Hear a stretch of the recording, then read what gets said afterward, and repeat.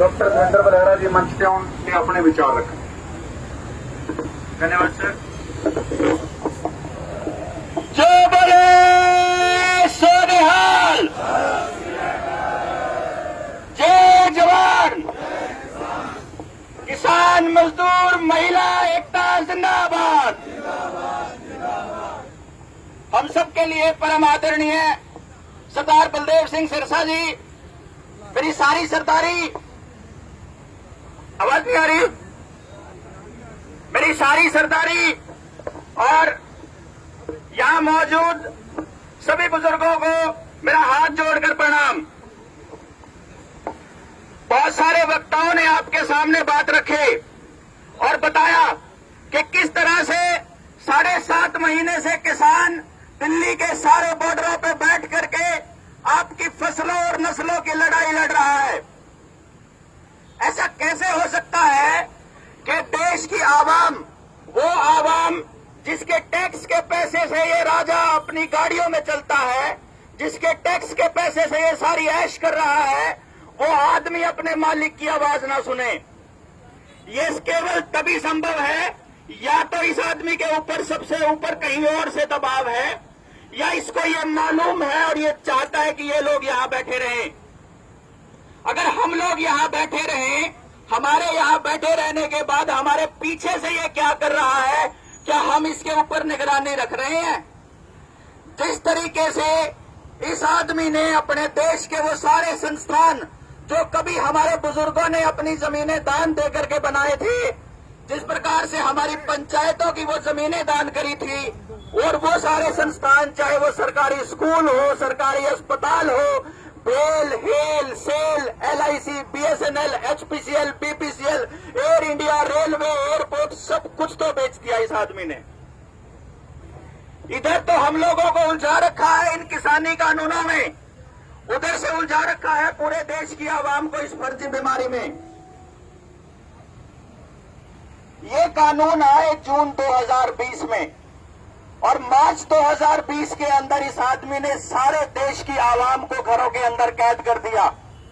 सभी लोग उस दौर में इतने डरे हुए थे टेलीविजन देख देख कर कि वो अपने ही घर में मौजूद अपने ही परिवार के लोगों को हाथ लगाने से डर रहे थे। उसी डर का फायदा उठाया, उसी डर के फायदे में, उसी माहौल में इस आदमी ने ये कानून पास करे। सिर्फ ये कानून नहीं, जो हाईवे के ऊपर जो कानून बना रखे हैं कि हाईवे पर मौजूद जितनी भी छोटी दुकानें हैं, चाय वाले हैं और छोटे जो दुकानदार हैं, उन सबको बर्बाद करने का कानून। 2016 में नोटबंदी से पूरे देश को बर्बाद करने का कानून, उसके बाद GST से छोटे व्यापारी को बर्बाद करने का कानून, और उसके बाद यहाँ पर आपको शायद इस बात का पता नहीं है कि आपके गांव के अंदर सरकारी स्कूलों की, सरकारी अस्पतालों की, डंगरों के अस्पतालों की और पावर हाउसेस की जमीन को सरकार ने अब अपने नाम कर लिया है। जिस टाइम पे लोगों को बड़ा उत्सव मना के कह रहे थे कि हमने लाल डोरा तोड़ दिया और लाल डोरे के अंदर अब आप रजिस्ट्री कर सकते हो, लाल डोरे का एकमात्र मकसद एक था कि आपकी जमीनों को सरकार अपने नाम कर रही है और आने वाले टाइम में उन जमीनों को वैसे ही बेचने वाली है जैसे उन्होंने बाकी के सारे सरकारी संस्थान बेच दिए। आप सोचिए, जब आपके बच्चे प्राइवेट स्कूलों में पढ़ते हैं, आपको इलाज के लिए सरकारी अस्पतालों में जगह नहीं है, आपके डंगरों के लिए आपने अरेंजमेंट अपने कर रखे हैं, आप खाने पीने का इंतजाम प्राइवेट तरीके से कर रहे हैं, आपका कौन सा ऐसा काम है जो सरकार कर रही है? एक तंत्र बचता था कि कानून की व्यवस्था और हमारी सुरक्षा की जिम्मेदारी सरकार की दी हुई पुलिस के ऊपर थी। अब सरकार ने वो काम भी पुलिस से छीन लिया। अब सरकार की पुलिस का एक ही काम रह गया है कि आम जन के ऊपर बड़े बड़े चालान करना। आपके पास 15,000 की मोटरसाइकिल होती है, 25,000 का चालान कटता है। आपको अपने ही खेतों के अंदर लाइट चलाने के नाम पे आपका चालान काटा जाता है। आपके ट्यूबवेल के कनेक्शन आपको दिए नहीं जाते हैं। ऐसा कौन सा तंत्र है जो हमारे लिए काम कर रहा है? मुझे तो नहीं दिखाई दे रहा। ये भाई साहब हमारे पीछे बैठे हैं प्रशासन के आदमी, ये पुलिस प्रशासन के लोग। मैं ये कहता हूं कई बार लोग कहते हैं कि तुम सरकार का विरोध करते हो। मैं ये कहता हूं कि भैया तुम तो सरकार के समर्थन में हो, इस लॉकडाउन में जब स्कूल कॉलेज सारा कुछ बंद है और अस्पतालों में इलाज नहीं मिल रहा है, तो क्या भाजपा वालों को मिल रहा है क्या? जब हमें नहीं मिल रहा तो तुमको भी नहीं मिल रहा। इस ऑनलाइन वाली पढ़ाई से अगर बच्चे हमारे बर्बाद हो रहे हैं, तो ये जो पीछे खड़े हैं इनकी तनख्वाह बड़ी बड़ी 1-1 लाख रुपए तनख्वाह ले रहे हैं, इनके बच्चे बचे हुए हैं क्या? इनके बच्चे भी उसी तरीके से गुंडागर्दी की उस खाई में धकेल दिए जा रहे हैं। इनके बच्चे भी उस ऑनलाइन पढ़ाई में धकेल दिए जा रहे हैं।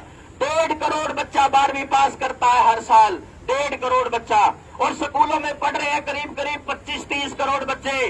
पिछले 2 सालों से स्कूल कॉलेज यूनिवर्सिटी बंद है। उससे 3 साल पहले से बेरोजगारी के आंकड़े मिलने बंद हो गए थे। इधर से जमींदार की हालत ऐसी कर रखी है कि भैया उसको 20 लाख का उसका किला है, उसको 5 लाख रुपए का उसका किसान कृषि कार्ड दे दिया और उसको कर्जदार बना दिया। उधर से उसकी फसल की कीमत नहीं देंगे तो उसका कर्जा बढ़ता चला जाएगा। वो अपनी औलादों को गांव से शहर भेज देगा, शहर में जाकर के इन्हीं फैक्ट्री वालों का वो नौकर बनेगा, और वही फैक्ट्री वाले आने वाले टाइम में फिर आकर के उस जमीन को खरीदेंगे। और वो बच्चा जिसको जो वो मालिक हुआ करता था, आने के बाद गांव में उसी कंपनी में नौकर रहेगा, उसी जमीन पे नौकर। ये पूरा इंतजाम कर रहे हैं। आप सोचिए 25 करोड़ बच्चों की जिंदगियां बर्बाद करके आने वाले टाइम में कैसे समाज आ रहा है। आप सोचिए आपके ऊपर जो ये चालान कर रहे हैं बिना मतलब के, ये किसान आंदोलन 7.5 महीने से सरकार की इस गंदी नीति की पोल रोज खोल रहा है कि ये बीमारी फर्जी है। अब फर्जी बीमारी के फर्जी टीके लगा करके आप लोगों की जिंदगियों को खतरे में डाला जा रहा है। और कुछ लोग ऐसे हैं जो जबरदस्ती जा करके अपने टीके लगवा रहे हैं। उनको ये भी नहीं मालूम है कि ये टीके आज के टाइम में ट्रायल पे चल रहे हैं। उनको ये भी नहीं मालूम है कि आपकी जमीनों को हथियाने के लिए आपके बिहेवियर को कंट्रोल करना, आपके व्यवहार को कंट्रोल करना बहुत जरूरी है। वो ये अच्छी तरह से कर रहे हैं। मेरा ये गुजारिश है, यहाँ संयुक्त किसान मोर्चा के अगुवा बैठे हैं, मेरी उनसे गुजारिश है कि ये बात पूरे देश के अंदर, पूरे हरियाणा, पंजाब और इन स्टेटों में ऐलान किया जाए कि जब तक ये किसान आंदोलन खत्म नहीं होगा, ना तो किसी किसान के ऊपर ट्यूबवेल के कनेक्शन लेने का चालान कटेगा, ना ही किसी बच्चे का मोटरसाइकिल का चालान कटेगा, ना ही किसी का मास्क का चालान कटेगा।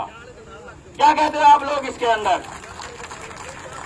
जिस प्रकार से टोल टैक्स बंद है, उसी प्रकार से सरकार को वो सारे के सारे रास्ते बंद हो जाने चाहिए जिनके माध्यम से पैसा इनके पास जा रहा है।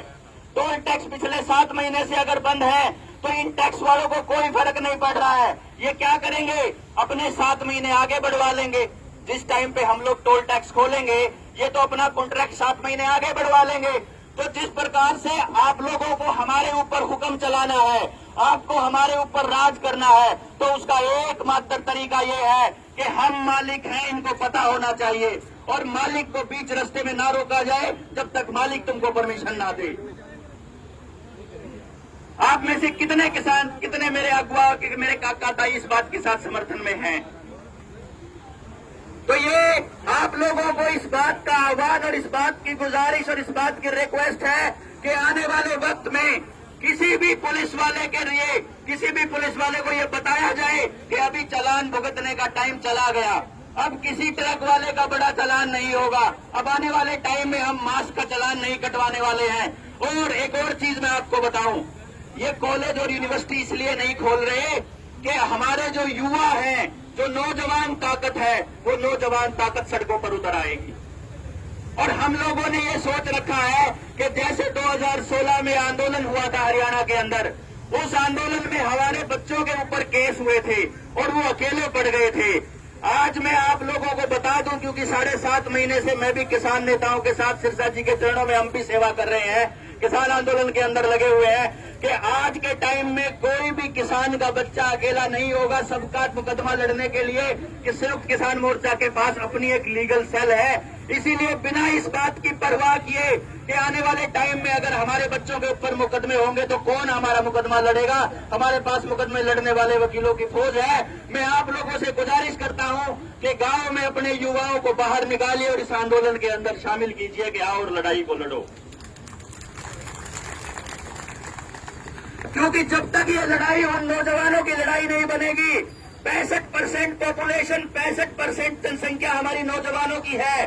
नौजवान जब तक इस लड़ाई में शामिल नहीं होंगे, जब तक ये लड़ाई विचारों की लड़ाई नहीं बनेगी, जब तक ये लड़ाई इन लोगों को ये नहीं पता चले कि आने वाले टाइम में जो 25 करोड़ बच्चे जिनको तुम वोटर बनाने वाले हो, वो वोटर तुम्हारी चालों को समझ रहे हैं, जब तक उनको यह पता नहीं चलेगा कि प्रशासन में बैठे हुए पुलिस के अधिकारी और बाकी के लोग भी इस बात को जान गए हैं कि तुम लोग हमारे बच्चों की जिंदगियों को बर्बाद करने पर तुले हुए हो।